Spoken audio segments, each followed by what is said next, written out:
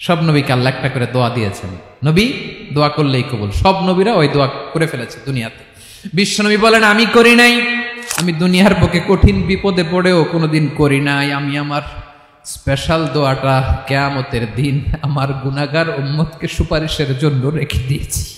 আজকে আমি তোমার দরবারে দাঁড়িয়ে কিয়ামতের দিন ওই দোয়াটা করছি, আল্লাহ আমার যে উম্মতের হৃদয়ে যাররা পরিমাণ ঈমান আছে, আমার একটা উম্মতকেও তুমি জাহান্নামে ঢুকাতে পারবা না। বিশ্বনবী একবার ছাগলের রান খাচ্ছিলেন, খেতে খেতে বিশ্বনবী বলেন আনা সাইয়্যিদুন নাসি ইয়াউমাল কিয়ামা, আমি কিয়ামতের দিন সর্বশ্রেষ্ঠ হব, মানুষের মধ্যে সর্বশ্রেষ্ঠ সেরা আমি বিশ্বনবী। আলহামদুলিল্লাহ পড়েন।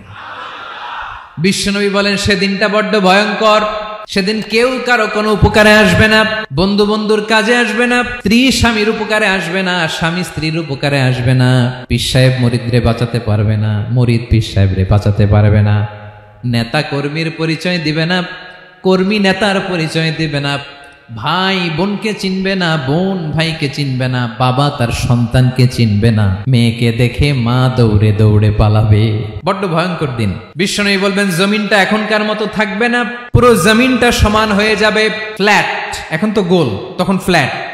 সবাই এক জমিনের উপরে দাঁড়াবে, সূর্যটা মাথার কাছে চলে আসবে, সূর্যের গরমে মানুষের মাথার মগজ গলে গলে কানের ছিদ্র নাকের ছিদ্র দিয়ে বেয়ে বেয়ে পড়বে। সবাই হয়রান পেরেশান ক্লান্ত শ্রান্ত। মানুষগুলো বলবে বাঁচার কোনো উপায় নাই।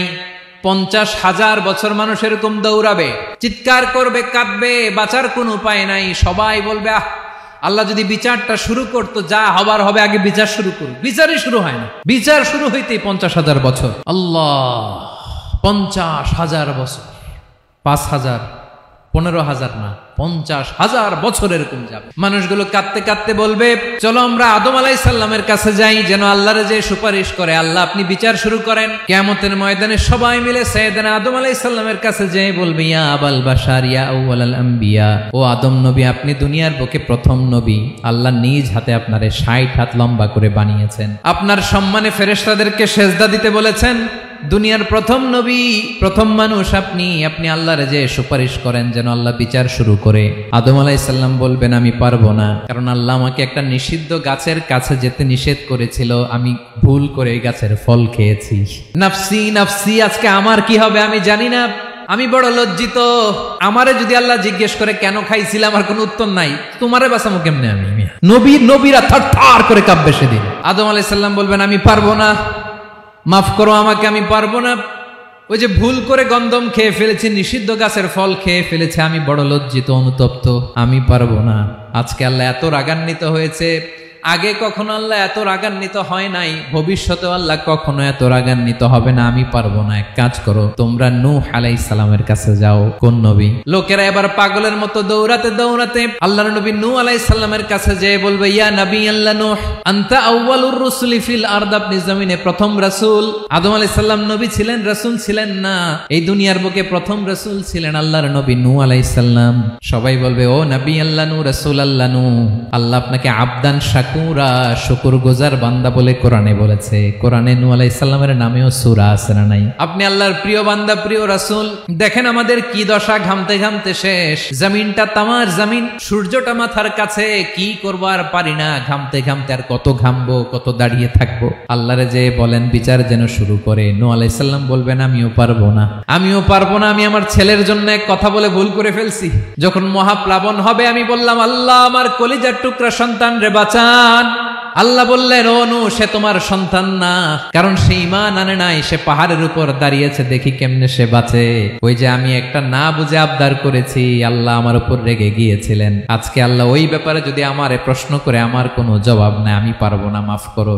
তোমরা সবাই মিলে আল্লাহর খলিল ইব্রাহিম আলাইহিস সালামের কাছে যাও। লোকগুলো পাগলের মতো খুঁজতে আরম্ভ করবে, অযুত লক্ষ নিযুত কোটি মানুষের ভিড়ে আল্লাহর খলিল ইব্রাহিমকে যে বলবে ইয়া খলিলুল্লাহ, ও আল্লাহর খলিল, আল্লাহ আপনাকে বড্ড ভালোবেসেছেন, আপনি কাবা বানিয়েছেন, আল্লাহ আপনাকে বড্ড পছন্দ করেন। দেখেন আমাদের কি অবস্থা, আপনি যে আল্লাহর কাছে সুপারিশ করেন যেন আল্লাহ আজকে বিচার শুরু করে। আল্লাহর নবী ইব্রাহিম বলবেন আমিও পারবো না, আমি আমার জীবদ্দশায় 3টা মিথ্যা বলেছি। কয়টা?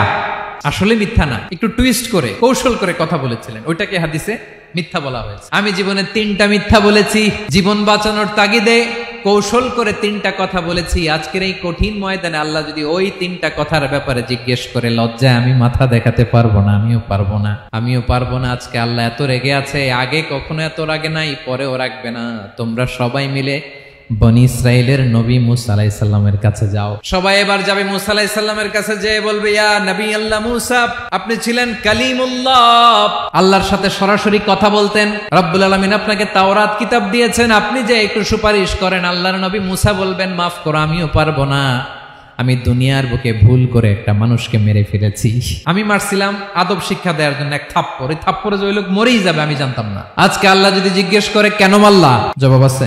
ওই লজ্জায় আমি অনুতপ্ত, আমি পারবো না, আমার এই কথা বলো না। আজকে আল্লাহ বড্ড রেগে আছে, আমি পারবো না। তোমরা আল্লাহর নবী ঈসা আলাইহিস সালামের কাছে যাও। কিয়ামতের ময়দানে মানুষগুলো পাগল পাড়া হয়ে আল্লাহর নবী ঈসা আলাইহিস সালামের কাছে যাবে, যে বলবে, নবী ঈসা আপনি রূহুল্লাহ, বাবা ছাড়া আল্লাহ আপনাকে বানিয়েছেন, ইনজিল কিতাব দিয়েছেন, মৃত মানুষকে আপনি জীবিত করতে পারতেন। আজকের এই কঠিন বিপদের দিনে আপনি আমাদের সাহায্য করেন। আল্লাহর কাছে যে বলেন যেন বিচার শুরু করে। ঈসা আলাইহিস সালাম বলবেন, আমিও পারবো না।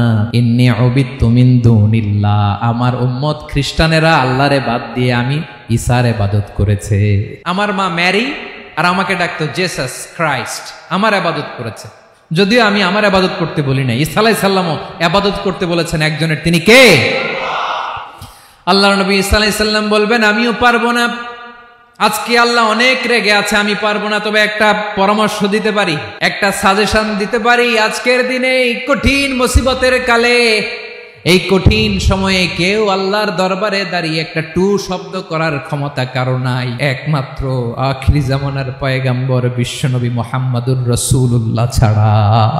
মানুষগুলো এবার আগুনের মধ্যে পানি দিলে যেমনি আগুন নিভে যায়, দাউ দাউ করা হৃদয়ে জ্বলন্ত আগুন তাদের ঠান্ডা হবে। কিয়ামতের ময়দানে ওই বিভীষিকাময় সময়ে, মুসিবতের কালে মানুষগুলো পাগল হয়ে বিশ্বনবীকে খুঁজতে আরম্ভ করবে। সবাই মিলে বিশ্বনবীর কাছে যেয়ে বলবে, ইয়া রাহমাতাল লিল আলামিন, ইয়া খাতামান নবীন, রাহমাতাল লিল আলামিন। দেখেন আমাদের কি অবস্থা, কি কঠিন বিপদে আমরা আছি, দাঁড়াতে পারি না, সূর্যের আলোতে ঘেমে হয়রান। আজকে কেউ সুপারিশ করতে পারবে না। সব নবীরা অপারগতা স্বীকার করেছে, তারা বলেছে আপনি ছাড়া কেউ নাকি আল্লাহর সামনে দাঁড়াতে পারবেন না, আপনি একটু সুপারিশ করেন। বিশ্বনবী বলবেন, আসো আসো, আজকের দিনে আমি ছাড়া আল্লাহর সামনে কেউ দাঁড়াতে পারবে না। বিশ্বনবী মাকামে মাহমুদে যে আল্লাহু আকবার বলে সিজদায় লুটিয়ে পড়বেন। আল্লাহ রাব্বুল আলামিন বিশ্বনবীকে এমন কিছু চমৎকার শব্দ শিখাবেন, ওই শব্দগুলো দিয়ে আল্লাহর প্রশংসা করে বিশ্বনবী কাঁদতে আরম্ভ করবেন। বিশ্বনবী এমন ভাবে অজর দ্বারায় সিজদায় লুটিয়ে পড়ে কাঁদবেন, রব্বুল আলামিনের রহমতের দরিয়ায় জোশ লেগে যাবে। রব্বুল আলামিন এই দৃশ্য থেকে সহ্য করতে পারবেন না। রব্বুল আলামিন বলবেন, ইয়া মুহাম্মদ ইরফা রাসাক, ও নবী আপনি মাথা তোলেন, মাথা তোলেন, আপনার কান্না আমি সহ্য করতে পারি না। নবী আপনি মাথা তোলেন, সাল তুতা, আজকে আপনি যা চাবেন তাই দেব। নবী আপনি সিজদা থেকে মাথা তুলেন, সাল তুতা। বিশ্বনবী এবার মাথা তুলবেন। যে বিভীষিকাময় সময়ে প্রত্যেক নবী বলেছেন আমি পারবো না, প্রত্যেক নবী বলেছেন নফসি নফসি, আমার কি হবে আমি জানি না, আল্লাহ আমারে বাঁচাও। প্রতিটি নবী বলবে নফসি নফসি, আল্লাহ তুমি আমারে বাঁচাও, আমারে বাঁচাও। বিশ্বনবী মাথা তুলবেন, তুলে বলবেন রব্বি হাবলি উম্মতি, আল্লাহ তুমি আমার গুনাহগার উম্মতকে বাঁচাও। এই দুনিয়ার বুকে রব্বুল আলামিন সব নবীকে একটা করে দাওয়া মুস্তাজাবা দিয়েছেন, মানে যে দোয়া করলে কবুল হয়ে যায় সাথে সাথেই। দাও বিহা, দুনিয়ার সব নবীরা ওই দোয়াটা দুনিয়ায় করে ফেলেছে। সব নবীকে আল্লাহ একটা করে দোয়া দিয়েছেন, নবী দোয়া করলেই কবুল। সব নবীরা ওই দোয়া করে ফেলেছে দুনিয়াতে। বিশ্বনবী বলেন আমি করি নাই। ওয়া ইন্নী আখতাবিউ দাওয়াতি শাফাআতান লি উম্মতি ইয়াউমাল কিয়ামাহ, আমার ওই স্পেশাল দোয়াটা আমি দুনিয়ার বুকে কঠিন বিপদে পড়েও কোনোদিন করি নাই। আমি আমার স্পেশাল দোয়াটা কিয়ামতের দিন আমার গুনাহগার উম্মতকে সুপারিশের জন্য রেখে দিয়েছি। আল্লাহ বলবেন নবী ইরফা রাসাক, মাথা তোলেন, আর কাটবেন না। বিশ্বনবী মাথা তুলবেন। আল্লাহ বলবেন সাল তুতা, আপনি যা চাবেন তাই দেব। ওয়াশফা তুশাফা, সুপারিশ করেন, সুপারিশ কবুল করব। বিশ্বনবী বলবেন আল্লাহ ওই স্পেশাল দোয়াটা দুনিয়াতে করি নাই, আজকে আমি তোমার দরবারে দাঁড়িয়ে কিয়ামতের দিন ওই দোয়াটা করছি। আল্লাহ আমার যে উম্মতের হৃদয়ে যাররা পরিমাণ ঈমান আছে, আমার একটা উম্মতকেও তুই জাহান্নামে ঢুকাতে পারবা না।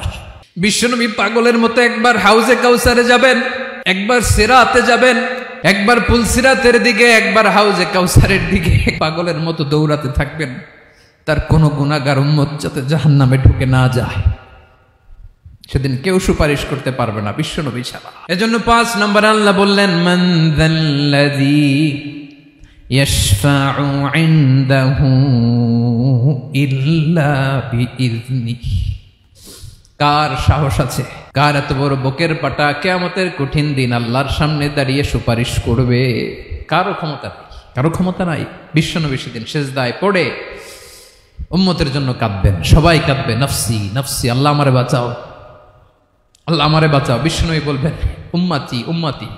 বিশ্বনবী আমার জন্য কাঁদবেন, আপনার জন্য কাঁদবেন, আমাদের জন্য সেদিন কেঁদে কেঁদে জাহান্নামের দরজায় দাঁড়িয়ে আমাদেরকে টেনে টেনে জান্নাতে ঢুকাবেন। এজন্য এই বিশ্বনবীর ভালোবাসা যেন আমাদের হৃদয়ে ভরপুর থাকে। আমার ভাইয়েরা, প্রতি শুক্রবার বিশ্বনবীর উপরে বেশি বেশি যেন আমরা দুরূদ পড়ি। আমরা যখন বিশ্বনবীর সালাম দেই, দুরূদ পড়ি, একদল স্পেশাল ফেরেশতা আছে যারা বিশ্বনবীর দুরূদটা নিয়ে সরাসরি বিশ্বনবীর রওজায় যায়, যে বলে অমুকের বেটা অমুক আপনারে সালাম দিয়েছে। বিশ্বনবী নিজ কবরের থেকে নিজেই সালামের উত্তর দেয়। বিশ্বনবীর ভালোবাসা যেন আমাদের হৃদয়ে থাকে, বিশ্বনবীর সুন্নাহ দিয়ে যেন আমাদের জীবনটাকে সাজাই। পারা যাবে ইনশাআল্লাহ। বিশ্বনবীর ভালোবাসা ছাড়া কেউ জান্নাতে ঢুকতে পারবে? বিশ্বনবীর পক্ষে আমরা বলবো, বিশ্বনবীর পক্ষে আমরা লিখব, বিশ্বনবীর জন্য আমরা আমাদের কলিজার রক্ত বিলিয়ে দিব, ঠিক কিনা বলেন? সেদিন বিশ্বনবী ছাড়া কেউ সুপারিশ করতে পারবে না। 5 নম্বর আল্লাহ বললেন, মান যাল্লাযী ইয়াশফাউ ইনদাহু ইল্লা বিইযনি। কে আছে সুপারিশ করবে আল্লাহর সামনে? আর আপনি আপনার বাবার দরবারে যে সেজদা দেন, হ্যাঁ, ইব্রাহিম আলাইহিস সালাম থারথার করে কাঁপবে আর বলবে, নফসি নফসি, আল্লাহ আমারে বাঁচাও। মুসা আলাইহিস সালাম থারথার করে কাঁপবে, আল্লাহ নফসি নফসি, আমারে বাঁচাও। আর আপনি পীরের দরবারে যে সেজদা দেন, কোথায় আছেন আপনি? খবরদার, কেউ বাঁচাতে পারবে না।